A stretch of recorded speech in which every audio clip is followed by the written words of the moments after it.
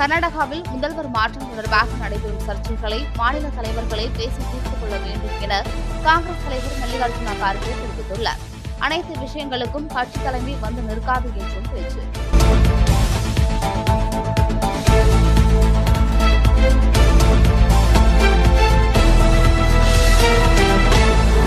சபரிமலை ஐயப்பன் கோவிலில் அலைமோதும் பக்தர்கள் கூட்டம். மண்டல பூஜைக்கு 5 நாட்களே உள்ள நிலையில் குவிந்து வரும் பக்தர்கள்.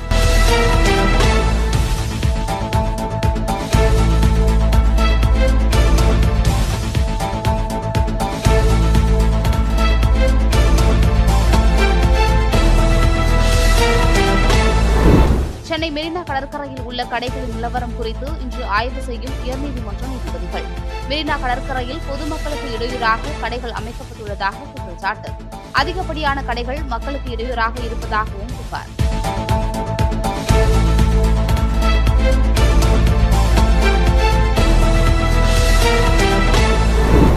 கர்நாடகாவை சேர்ந்தவர் ஒலிம்பிக்கில் தங்கம் வென்றால் 6 கோடி ரூபாய் பரிசு வழங்கப்படும் என அம்மாநில முதலமைச்சர் சித்தராமையா அறிவித்தார். வெள்ளி வென்றால் 4 கோடி ரூபாயும், வெண்கலம் வென்றால் 3 கோடி ரூபாயும் பரிசாக வழங்கப்படும் என்றும் தெரிவித்துள்ளார்.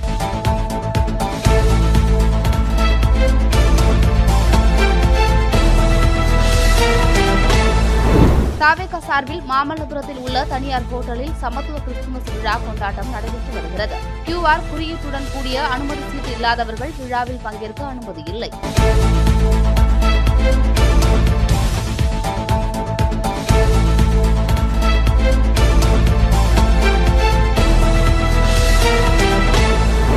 மேடைகளில் மட்டுமே மதச்சார்பின்மை குறித்தும் காந்தி குறித்தும் முதலமைச்சர் பேசிவிட்டு அதை உண்மையில் கடைபிடிப்பதில்லை.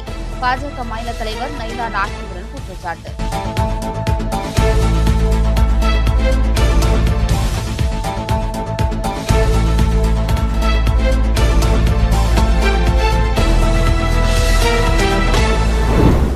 முதலமைச்சர் ரங்கசாமியுடன் பாஜக தேசிய செயல் தலைவர் நிதின் நபின், தேர்தல் மேலிட பொறுப்பாளர் மன்சுக் மண்டாவியா சந்திப்பு. 2026 சட்டமன்ற தேர்தல் கூட்டணி மற்றும் தொகுதி பங்கீடு குறித்து விவாதித்ததாக தகவல்.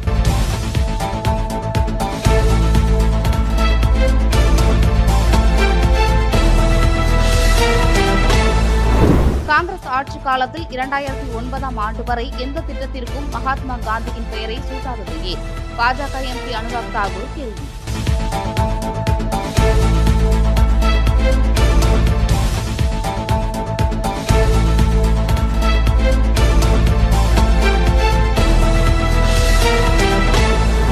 சோனியா காந்தி தியாகத்தால் தெலுங்கானா மாநிலம் கிறிஸ்துமஸ் கொண்டாடுவதாக முதல்வர் ரேவந்த் ரெட்டி பேசியதற்கு பாஜக கடும் கண்டனம் தெரிவித்துள்ளது. சிறுபான்மையினரை வாக்கு வங்கி அரசியலுக்காக மட்டுமே காங்கிரஸ் பயன்படுத்துவதாகவும் பாஜக கடும் கண்டனம்.